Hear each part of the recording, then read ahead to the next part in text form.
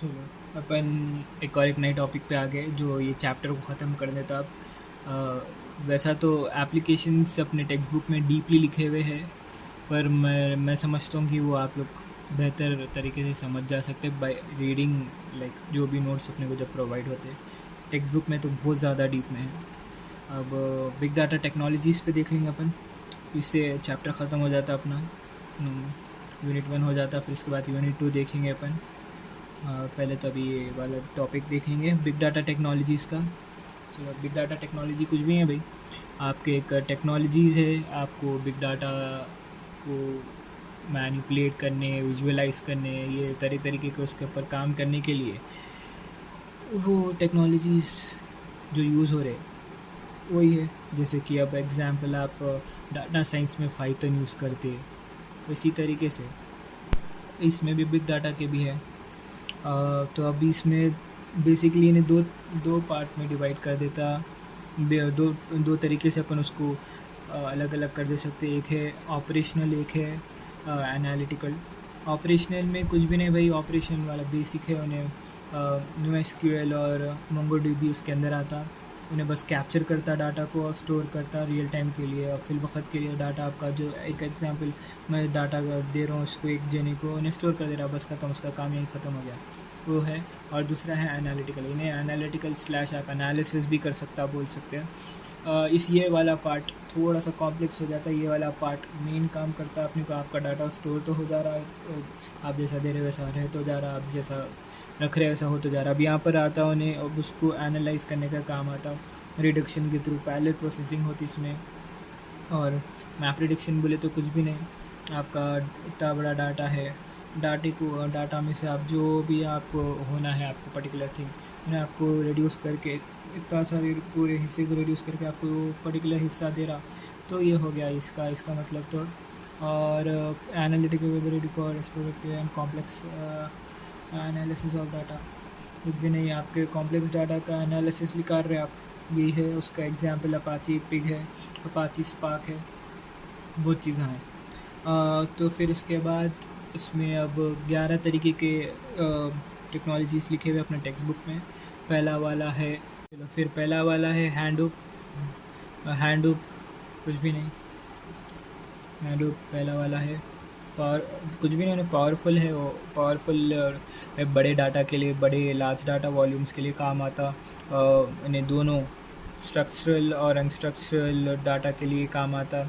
इन्हें क्या बोलते सो ओपन सोर्स है, ओपन सोर्स है, आप में कोई भी डाउनलोड करके उसको यूज़ कर सकते हैं। और इसी तरीके से एक और एक है स्पार्क, अपाची स्पार्क बोल सकते हैं आप। स्पार्क के नाम से मालूम हो जा रहा है कि इन्हें तेज़ डाटा को रिट्राइवल एंड ऑल जो भी एनालिसिस करना है वो करता, मैप प्रिडिक्शन करता, और मैप प्रिडिक्शन के थ्रू करता real time analysis, real time machines के लिए मोस्टली यूज होता उन्हें।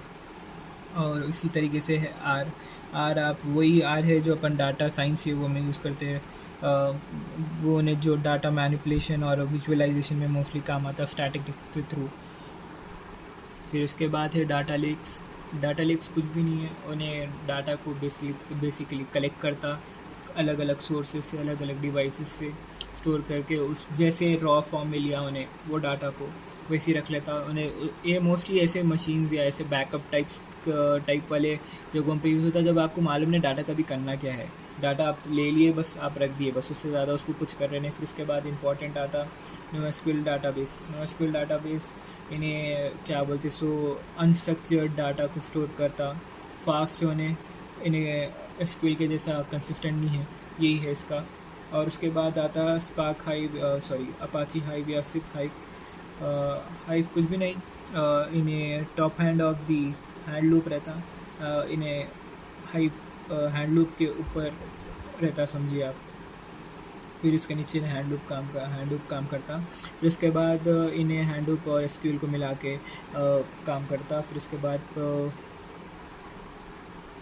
और हाइव बोलते सो क्या बोलते सो डाटा एनालिसिस एंड क्वेरिंग के लिए काम आता और डिस्ट्रीब्यूटेड मैनेजमेंट के लिए परफेक्ट रहता उन्हें। फिर इसके बाद आते आप यहाँ पर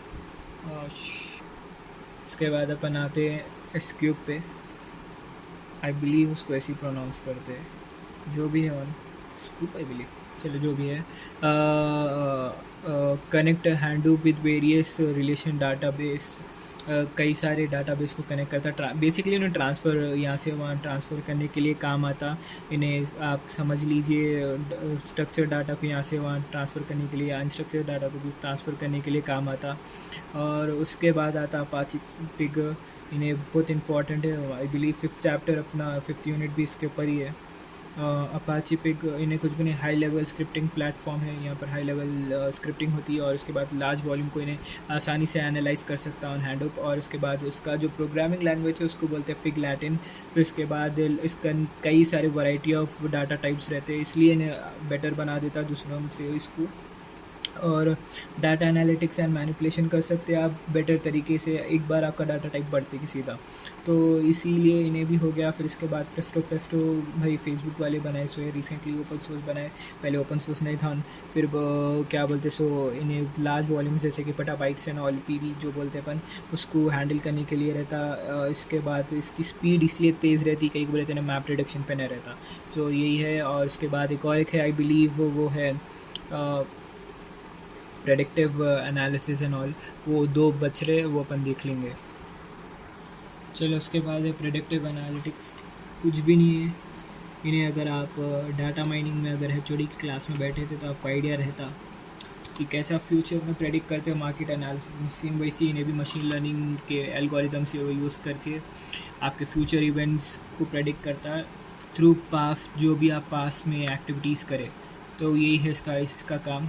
फिर इसके बाद इन मेमोरी डाटाबेस कुछ भी नहीं, एक परफेक्ट एग्जांपल है एसक्यूएल लाइट। अगर आप थोड़ा भी डाटा साइंस का थोड़े भी काम करे तो आपको एसक्यूएल लाइट के बारे में मालूम होगा। उन्हें रादर देन स्टोरिंग लाइक आपके जो फिरने वाले ड्राइव्स रहते हैं एसएसडी में, सॉलिड स्टेट ड्राइव्स में सेव करने के बजाय उन्हें खाली प्राइमरीली ऑन मेमोरी पे डिपेंड करता। तो इसलिए उसको ज़्यादा बड़े काम के लिए नहीं यूज़ करते, लेकिन उन्हें फास्ट बना देता उसको, और अपने को स्टोरेज के लिए भी ज़्यादा घिच्चा नहीं करना पड़ता। तो ऐसी 12 तरीक़े हैं ये क्या बोलते सो बिग डाटा टेक्नोलॉजीज़ में। बस ख़त्म। इसके लिए ये पहला अपन अपना यहाँ पर पहला चैप्टर ख़त्म हो जाता, यूनिट 1 ख़त्म हो जाता यहाँ पर।